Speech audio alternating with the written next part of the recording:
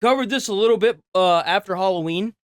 So these are the guys that were gonna do an ISIS shooting or an ISIS-like shooting in their neighborhood during Halloween, and the FBI stepped in and shut it down the way they're supposed to. I want to see more of it. Plot in Michigan, both vowing to commit violent acts of terrorism, with one allegedly texting that he wanted to murder Jewish people, and the other allegedly volunteering to conduct ISIS-inspired on-camera beheadings. You can see one of those teens here posing with... And you can't say that that wasn't their plan, because they had GoPros. They had GoPros. In the equipment that they found, these men had GoPros, so they absolutely were going to do that. A gun. This as FBI Director Kash Patel announcing a sixth suspect has been arrested in Washington who is tied to the thwarted Halloween ISIS-inspired terror attack. Joining me now is former Assistant FBI Director Chris Swecker. Chris, my goodness. I mean, these two teenagers, they're both former high school athletes. They're from upper middle class families in Montclair, New Jersey, and police say that they were self-radicalized and wanted to join ISIS. As a matter of fact, one of them was arrested at the airport as he was planning to go to the Middle East. So shocking, unexpected, deeply concerning. What's your reaction to these details? Yeah, these are being labeled the yuppie jihadis. You know, they came from affluent families in New Jersey, a couple of them. I think this is one of the most significant... You remember what I was saying when we first started covering this? That you don't get $1,600 worth of ammo unless somebody's funding this? Listen to what she said. These are being labeled the... Concerning, what's your reaction? Middle East. So shot at the airport as he was planning to join ISIS. As a matter of fact, one of them was arrested at the airport as he was planning to go to the Middle East.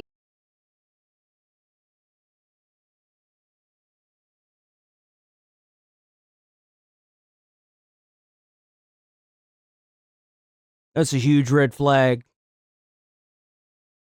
He was planning on joining Middle East. So shocking, unexpected, deeply concerning. What's your reaction to these details? Yeah, these are being labeled the yuppie jihadis. You know, they came from affluent families in New Jersey, a couple of them. I think this is one of the most significant terrorist plots that we've seen since 9/11, and it's really good to see the FBI at work here. I want you to understand that if the FBI had not stopped this, these guys' primary target would have been children. I want you to understand this. They were going to wait until Halloween night to do this. Who do you think is out and about on Halloween? And in the Discord messages, they said that they wanted to put they wanted to behead just like the ISIS people. Do you feel like these individuals can be rehabilitated? And if you do, your ability to vote should be instantaneously fucking removed. Hands down. You know, this case used everything: electronic surveillance. It used extensive physical surveillance, grand jury across multiple districts.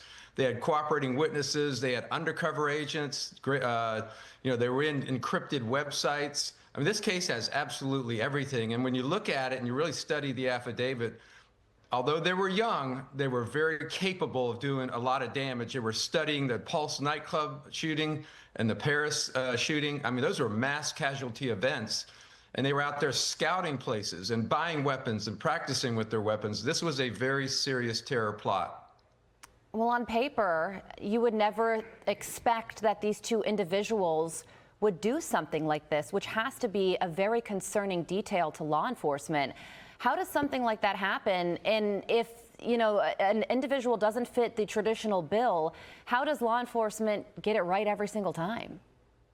Yeah, that's hard. I mean, one of the parents is working. It's because we need to, like, we got lucky because they used Discord. Discord has a lot of things that protect certain people. Like, if you were to share, I think it's called CPAP. It's like the child stuff, right? I'm not going to say what it is because I'll get fucking banned, but if you share pictures of stuff like that, the law enforcement is immediately notified. That's why you see a lot of these scammers that are doing stuff now. They do it with this Waze app, or not Waze. It's like it's some kind of like new messaging app that's been going around for these scumbag scammers. But they don't know is that the police still can track that as well. And what happens is the FBI gets flagged because Discord wants to work with the police because they've had their fair share of, like, you know, issues. Like, we should make it like a federal law that any type of social media should be flagged for certain types of violent comments and stuff like that, so we can hold these people accountable that are advocating for death and violence like this, 100%. Because, like, what if they didn't use Discord? What if they used a different kind of app? They got lucky. And here's the thing, is that now that this is all over the media, what app are these people no longer going to use? Because I guarantee you there's other sleeper cells like this that are like ISIS, even though they were literally going to join and or were already a part of the terrorist organization. How many of these people do you think are around the country that are now looking at Discord and being like, oh, we're not going to use Discord, we'll find something else? People back in the day, they would make... Back in the day, whenever people were trying to plan for certain things, like for drug deals and stuff, they would use voice chat in World of Warcraft. Think about that. Who knows how many of these are out there? For the UN, the mother of one of the New Jersey defendants, and then another one was a professor. I mean, this is the long arm of the internet. When we use the word self-radicalize, it's a little. I don't think that's quite accurate. I think they're being radicalized at a young age, remotely. You know, the ISIS hasn't gone away and never will. These terrorist organizations are going to reach out through the internet, which can be extremely toxic to young people. I mean, they just are linked to it. They're on it all the time. It becomes their truth. And these aren't disaffected, young, these were from immigrant families. They weren't unassimilated. They were prospering in this country, yet they want to turn on this country and go out and do mass casualty events. It's insidious. And this is what we've been most worried about over the last 5-10 years in terms of terror attacks, international attacks. Yeah, and text messages, according to police, one of these teenagers talked about wreaking a lot of bloodshed around the world, but importantly in the United States, and another talked about murdering Jews, 500 Jews, in front of their wives and families. And there's pictures of them posing with a knife in front of the ISIS flag. So an NYPD official said that they're starting to see a steady increase in would-be foreign fighters going to two places. He says Syria and Africa. And these teens did want to travel to Syria, these Montclair teenagers. The president of Syria is coming to the White House on Friday. Is this something that President Trump should talk to the Syrian president about? Yeah, absolutely. I mean, Syria has always been a hotbed and an incubator for terrorists. Look. To give you an idea, whenever Charlie Kirk was assassinated, there were rumors going around, and I believe that this is probably true, where I don't know if it's specifically China or Japan or one of the countries has bots that were going around to people's channels that were, I had a few of them actually, and every time I click on their profile, it looked the same. It always have like the same amount of subscribers. It's like these bots follow each other or sub to each other, so they all have the same amount of subs. No matter what, they all have the same amount of subs. And then they start like chatting, and they say, "Ha, rip Charlie Kirk, rip Bozo, you're dumb."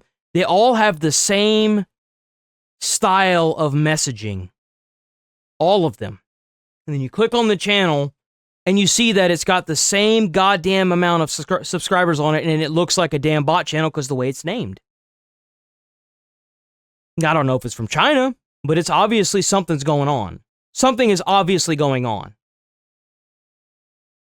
Terrorists in general. I mean, we know that, and we've had to send troops to Syria. I mean, thousands of them to fight the ISIS fight.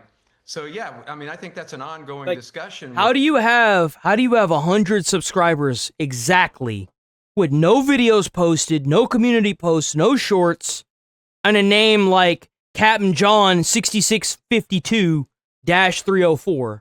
Like, come on. Like, seriously. Syria and other terrorists. And like, that wasn't one that I deleted, but like the generic name with all the numbers behind it, it's like, come on. In countries, and Syria has has been a terrorist sponsoring country, so definitely a discussion he needs to have over the years, because we hadn't had a pulse night. It's just crazy, bro. It's crazy.